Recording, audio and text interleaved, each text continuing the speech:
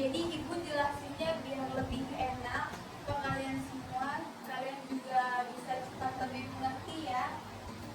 Karena kemarin kita minggu kemarin sudah kelar, jadi hari ini kita di kelas aja. Minggu depan ibu mau menginfokan kepada kalian semua kalau minggu depan kita akan ada kuis Jahir ya di lab. Jadi untuk kalian semua datang agak lebih awal supaya kalian tidak terburu-buru mengerjakan Jahirnya. Sebelum minggu depan kita melakukan kuis, ibu akan memberikan sedikit kisi-kisi atau pengertian tentang Jahir agar kalian besok tidak bingung mengerjakan Jahir ya. Jadi di sini Jahir itu ada yang namanya itu secara manual. Nah, secara manual ini ada yang tanpa Jahir accounting. Di sini tuh ada membuat jurnal double entry, ada mencatat kartu piutang dan hutang usaha, ada menghitung penyusunan aset, menyusun buku besar, membuat worksheet dan neraca lajur, dan menyusun laporan aliran kas, dan yang terakhir ada membuat analisa rasio dan grafik. Sebelumnya ibu akan menjelaskan satu persatu. Yang pertama yaitu membuat jurnal double entry, yaitu di sini tuh transaksi yang sudah ada, yaitu seperti penjualan, pembelian dan lainnya. Lalu double entry itu ada debit kreditnya. Misalnya si pembuat jurnal transaksi harus mengetahui nomor rekening setiap transaksi tersebut. Contohnya, misalkan pada rekening nomor 4110 sebagai penjualan jasa A, kemudian dicatat pula pada rekening piutang usaha, misalkan pada rekening 13100. Selanjutnya yaitu mencatat kartu piutang dan hutang usaha. Di sini penjualan harus dicatat pada kartu piutang usaha karena setiap terjadi pembelian harus dicatat melalui kartu hutang. Selanjutnya ada menghitung penyusutan aset, yaitu setiap harta atau aset perusahaan dicatat pada buku tersendiri. Setiap bulan akan dihitung beban penyusutan dan beban amortisasinya. Dan yang keempat yaitu menyusun buku besar. Menyusun buku besar itu juga melalui transaksi jurnal. Misalkan ada dikelompokkan berdasarkan nomor rekeningnya masing-masing. Selanjutnya ada membuat worksheet atau neraca lajur. Di sini worksheet itu disusun melalui neraca percobaan atau langsung dibuat laporan neraca dan laporan laba rugi. Laporan neraca dan laba rugi ditampilkan dalam bentuk struktur sesuai klasifikasi per hasil rekening. Selanjutnya ada menyusun laporan aliran kas. Laporan aliran kas ini sedikit lebih rumit daripada neraca atau laporan rugi. Laporan laba rugi, di mana neraca bulan sebelumnya menghitung perubahannya, menghitung nilai penyusutannya. Dan yang terakhir yaitu membuat analisa rasio dan grafik. Nah, dari laporan keuangan tersebut dapat dihitung rasio bisnis berdasarkan formula yang baku. Di sini ibu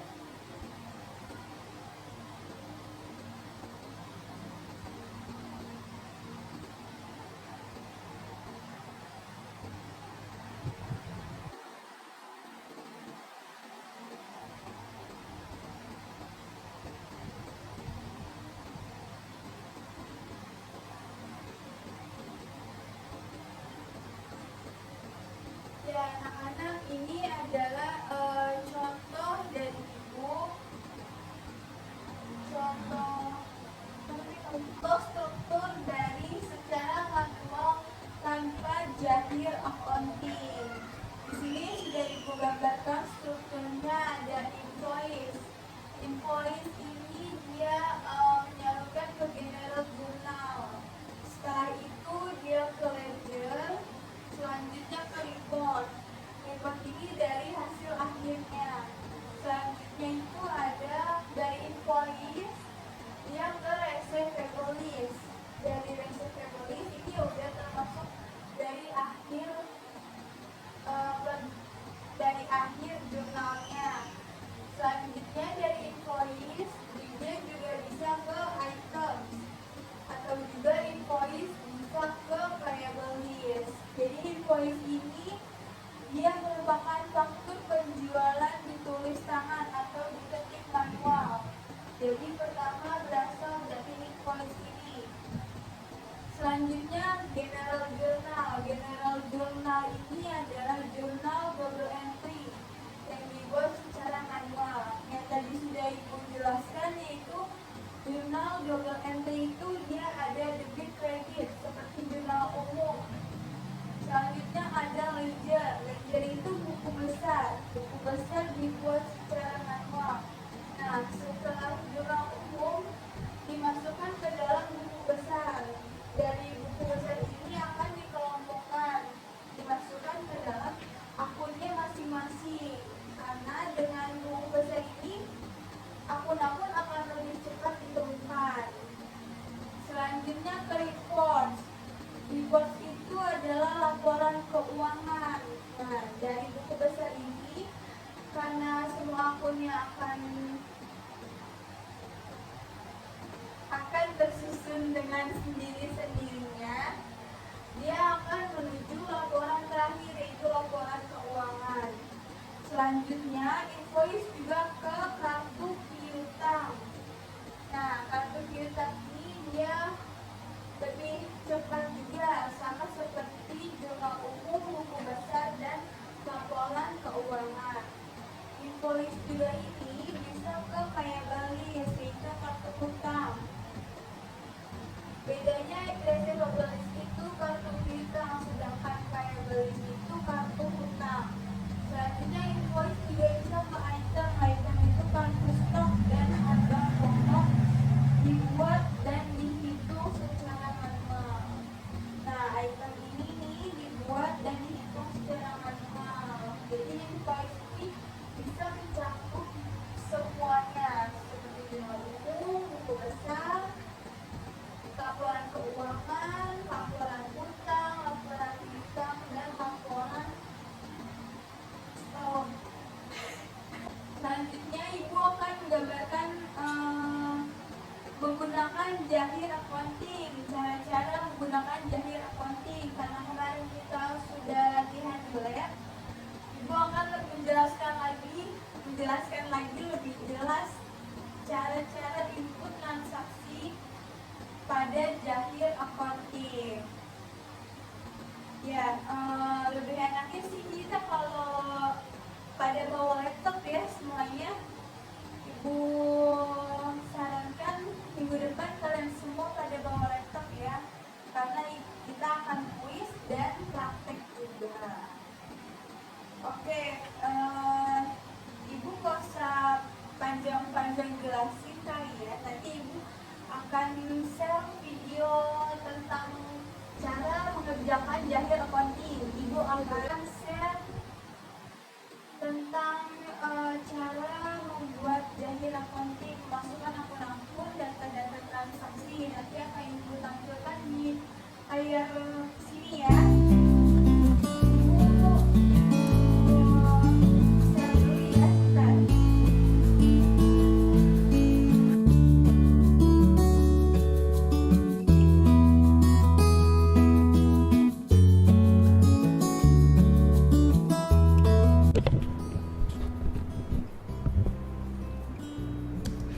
Kali ini kita akan belajar software Zahir Accounting versi 6.1. Pertama-tama kita akan berkenalan dengan fitur-fitur yang ada di software Zahir versi 6.1 ini. Pertama kita buka Zahirnya. Ini dia Zahirnya, kita buka.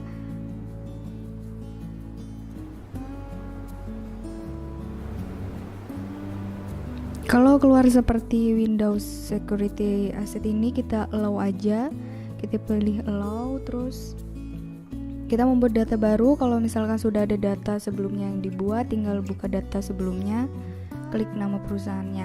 Kita buat data baru, kita masukkan nama perusahaannya. Ini hanya contoh aja nama perusahaannya. Yang kedua, tulis alamat yang sesuai dengan perusahaannya. Kalau untuk praktek zahir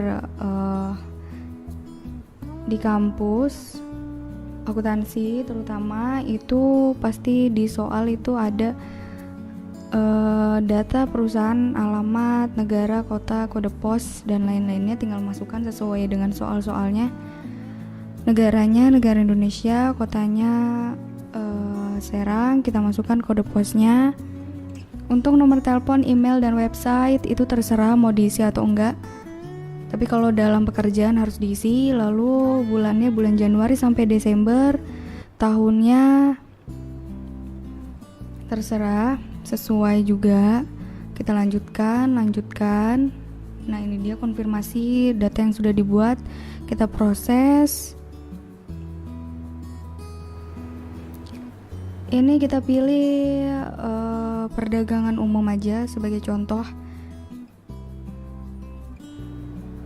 Ada jasa, manufaktur, dan lain-lain. Kita pilih perdagangan umum aja. Kita klik ya. Kita tunggu prosesnya untuk memasukkan akun-akunnya. Ini kita klik OK aja. Terus mata uang fungsionalnya rupiah ya. Terus mata uang asingnya USD dolar. Lalu klik selesai. Nah, ini dia sudah keluar, muncul tampilannya seperti ini. Nah, yang di atas ini namanya menu aplikasi, yang di biru-biru ini namanya modul aplikasi. Menu file ini bisa untuk membuat data baru atau buka data yang sudah dibuat. Terus tutup data dan tampilkan menu utama. Terus ada password, kalkulator, alat bantu lainnya, dan klik keluar juga bisa di menu file ini. Lalu menu setting ini dapat men-setup klasifikasi rekening perkiraan, atau juga bisa saldo awal akun, membuat saldo awal piutang usaha, membuat saldo hutang usaha, persediaan, uang muka, bahasa juga. Ada setup program, terus menu plugin itu untuk impor transaksi. Nah, ini dia transaksi yang bisa diimpor. Lalu menu tutup buku, ini untuk tutup buku akhir bulan, tutup buku akhir tahun. Lalu Windows ini untuk menutup semua jendela atau form yang terbuka ya. Lalu yang terakhir itu menu F1 petunjuk. Ini untuk menampilkan panduan penggunaan program, video training, mendownload update terbaru, mengirim email kritik, saran, dan pertanyaan kepada pihak PT Zahir Internasional. Nah, modul dashboard ini untuk melihat grafik. Diantaranya seperti neraca, laba rugi, analisa rasio keuangan, dan juga bisa melihat reminder piutang. Lalu modul data-data di Zahir ini yang pertama ada data nama alamat, data proyek, data produk, data pajak, satuan pengukuran data rekening. Buku besar tampilannya seperti ini. Digunakan untuk membuat daftar akun, membuat jurnal umum juga. Nah, ini dia untuk menginput transaksi keuangan yang tidak memiliki jurnal tersendiri, seperti transaksi adjusting. Lalu penjualan ini ada jurnal penjualan, invoice penjualan, itu untuk memasukkan transaksi penjualan yang terjadi, lalu ada pembayaran piutang usaha untuk membayar piutang, pengembalian kelebihan kredit juga, lalu ke pembelian.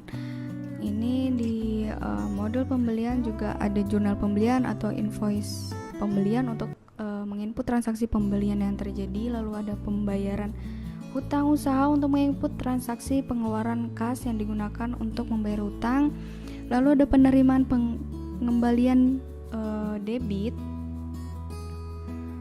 lalu kas dan bank. Modul dan kas bank ini juga ada beberapa macam seperti transfer kas, digunakan untuk melakukan pemindah bukuan saldo dari kas ke bank atau sebaliknya.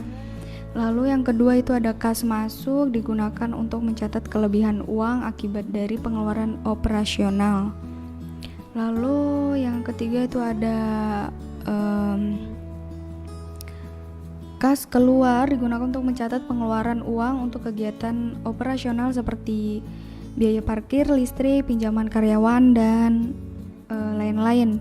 Yang terakhir ada rekonsiliasi bank, digunakan untuk mencocokkan saldo antara pencatatan buku perusahaan yang di komputer dengan buku bank secara fisik.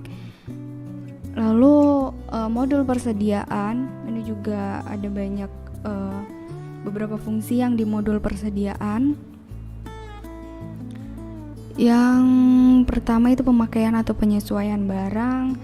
Ini digunakan untuk melakukan pemakaian atau penyesuaian barang seperti memasukkan barang yang diperoleh tanpa pembelian atau mengeluarkan barang akibat terjadinya kerusakan pada barang tersebut. Yang kedua, transfer barang antar gudang, digunakan untuk memindahkan barang dari suatu gudang ke gudang yang lain. Yang ketiga ada perakitan, ini untuk melakukan perakitan atau produksi barang secara otomatis dengan merumuskan setiap komponen barang-barang yang terdapat pada suatu barang jadi. Lalu selanjutnya ada fungsi penguraian. Penguraian ini untuk menguraikan atau meleburkan dari barang jadi ke barang-barang atau item material pada barang tersebut menjadi bentuk semula. Lalu ada pemindahan barang juga, untuk melakukan pemindahan barang dari suatu bentuk ke bentuk lainnya, atau dengan kata lain fasilitas ini berguna untuk melakukan perakitan suatu barang secara manual tanpa adanya rumusan yang tetap. Lalu selanjutnya ada penerimaan barang konsinyasi, ini untuk menginput penerimaan barang titipan dari perusahaan lain. Selanjutnya ada penentuan harga jual. Penentuan harga jual ini untuk menentukan harga jual suatu barang dapat berupa perubahan langsung pada harga dengan menginput manual per masing-masing barang atau dapat ditentukan melalui set harga jual otomatis, di mana perubahan harga jual dapat dipilih berdasarkan persentase. Dan ada stock of name, digunakan untuk mencocokkan antara barang yang tersedia secara buku dengan barang yang tersedia secara fisik yang ada di tempat penyimpanan atau gudang. Nah, yang terakhir ini modul aplikasi laporan untuk melihat laba rugi dan neraca. Untuk melihat laporan laba rugi itu kita pilih laba rugi standar. Kita pilih laba rugi standar, kita klik 2 kali untuk melihat laporannya. Kita pilih Januari sampai Desember ya kalau laba rugi. Tahunnya sesuai tahun perusahaan. Nah, contohnya seperti ini. Apabila sudah memasukkan transaksi, dia akan lengkap. Lalu neraca juga, ini hanya bulan Januari, tahunnya juga disesuaikan. Contohnya juga seperti ini. Nah, sudah itu fitur-fitur yang ada di Zahir Accounting versi 6.1 beserta juga fungsi-fungsinya. Terima kasih telah menonton video kami dan semoga bermanfaat. Jangan lupa like, comment, share, and subscribe.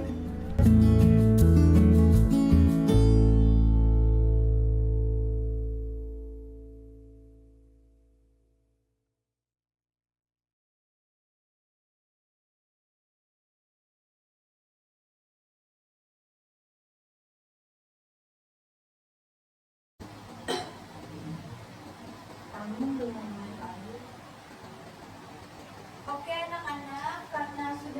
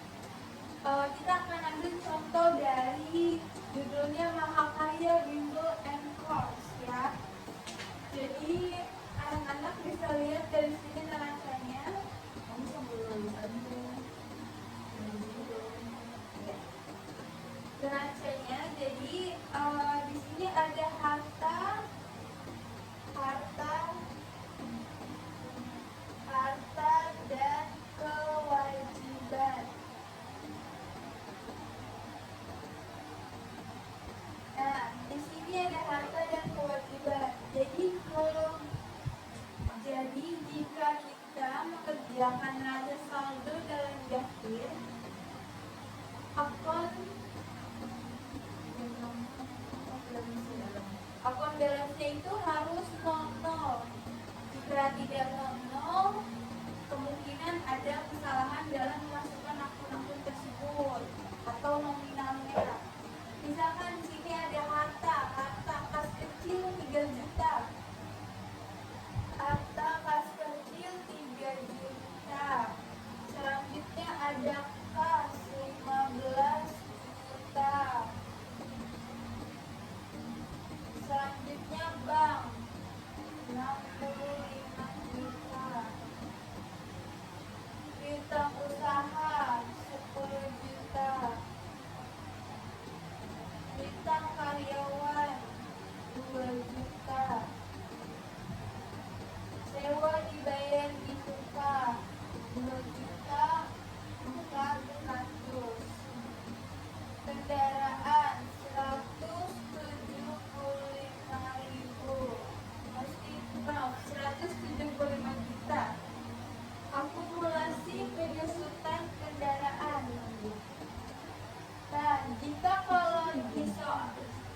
Jika di soalnya dalam kurung 7.500.000,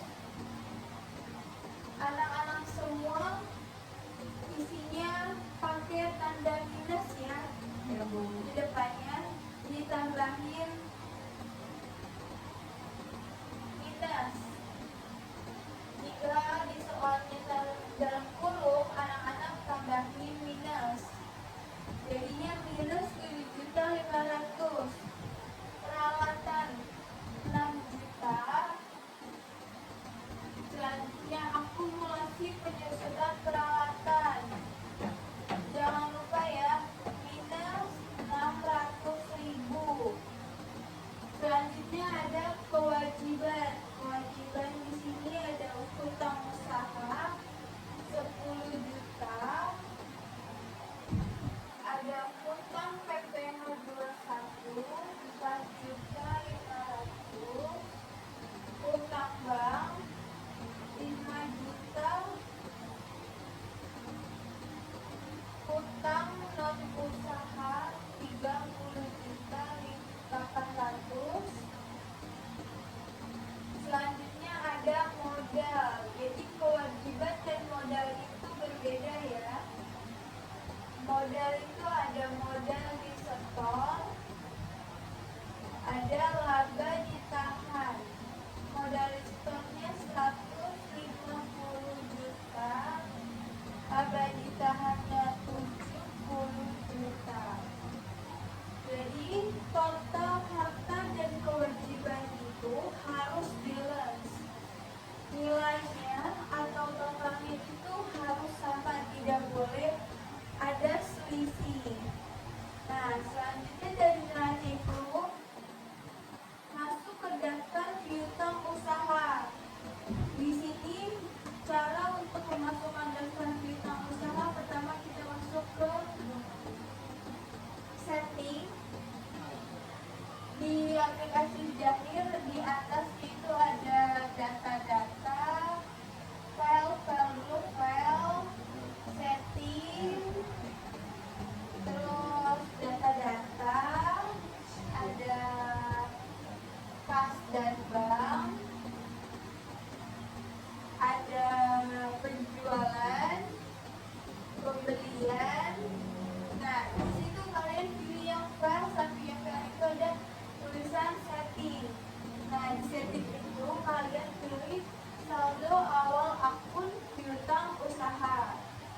Nanti dari setting itu ada pilihan banyak, ada saldo awal akun, saldo awal akun piutang usaha, saldo awal utang usaha, saldo awal persediaan. Jadi kalian pilih sesuai dengan daftar piutang usahanya. Jadi kalian pilih saldo awal piutang usaha. Nah, di situ kalian masukkan semua hitung yang tertera di situ. Nama pelanggannya, tanggal invoice, nomor invoice, dan saldo piutangnya. Selanjutnya daftar hutang usaha.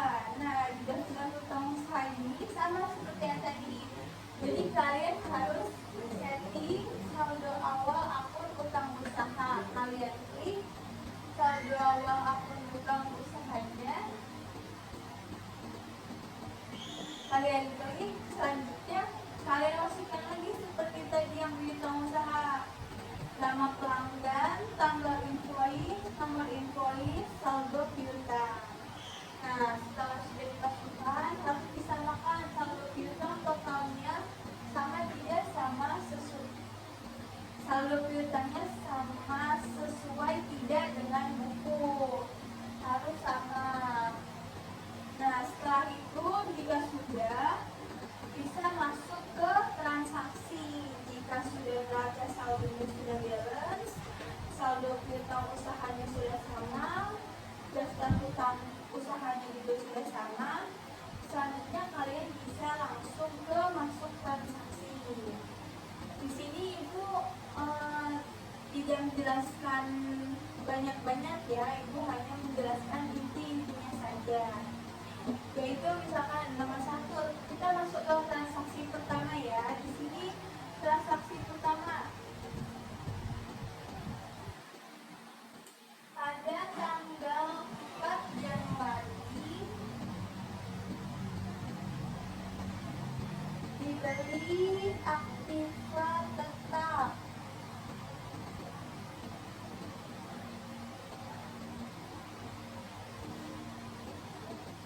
Dari Viva Finance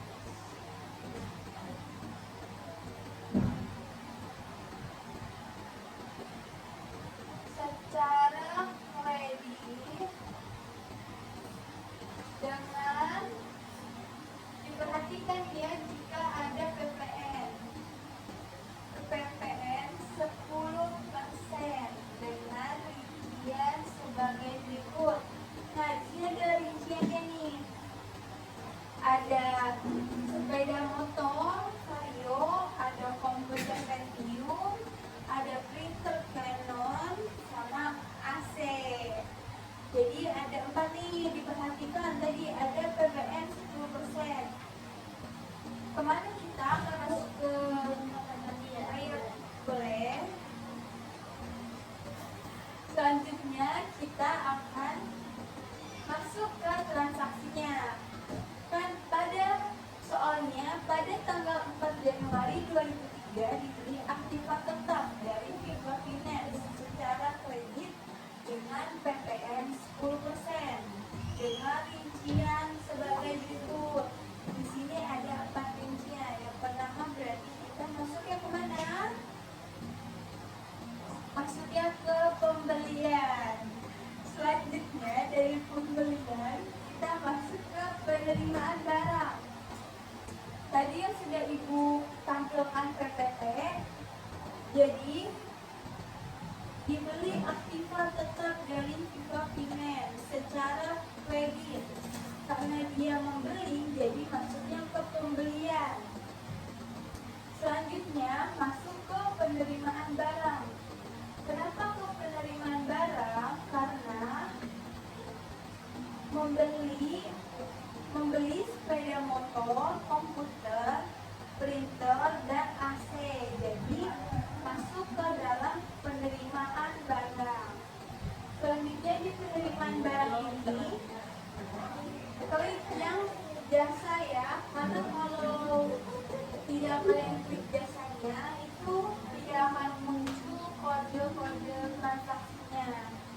Jadi kalian klik yang jasanya. Di situ bisa kalian masukkan yang pertama ada sepeda motor Vario, ada komputer Pentium, ada printer Canon, dan yang terakhir adalah AC. Kalian masukkan satu persatu. Di sini juga ada nominalnya, sepeda motor Vario dengan nominal 17 juta dengan umur ekonomis 8 tahun. Yang kedua ada komputer Pentium 5. Di sini ada umur ekonomisnya 4 tahun. Yang ketiga ada printer Canon, yaitu dengan umur ekonomis 4 tahun. Dengan terakhir ada AC dengan umur ekonomisnya 4 tahun juga sama. Nah, setelah itu kalian input semuanya,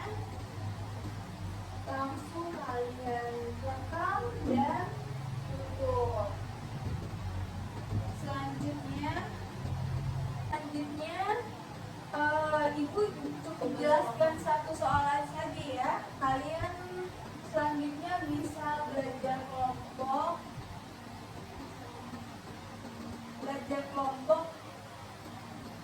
Untuk karena di sini tidak disediakan laptop, karena minggu depan kita akan belajar dulu ya, mulai ada laptop dan komputernya. Jadi di sini ibu akan memberikan tugas untuk kalian diskusi dulu ya. Kalian cari akun-akunnya, selanjutnya dimasukkan kemana, pembelian, penjualan, atau ke kas dan bank. Kalian bisa buka halaman 71. Itu ada soalnya. Kalian tidak usah terpaku ke neraca dan piutang dan hutang usahanya. Kalian cukup perhatikan soalnya aja. Kalian perhatikan diskusi sama kelompoknya, masuk kemana, akun-akun yang ada di soal tersebut ya. Ibu kasih waktunya 5 menit untuk mencari dan menjawab soal-soal itu ya. Ibu kasih waktu 5 menit dari sekarang ya.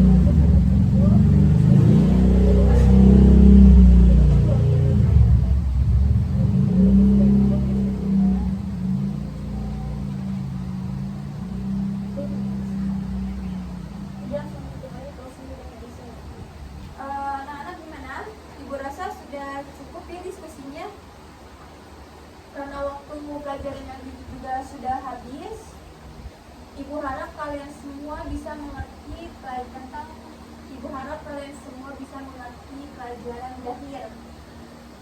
Jangan lupa minggu depan kita akan ada kuis di lab dan sebelah juga ada. Jangan lupa minggu depan kita akan ada kuis di lab akuntansi ya. Ibu harap kalian semua datang tepat waktu dan tidak telat.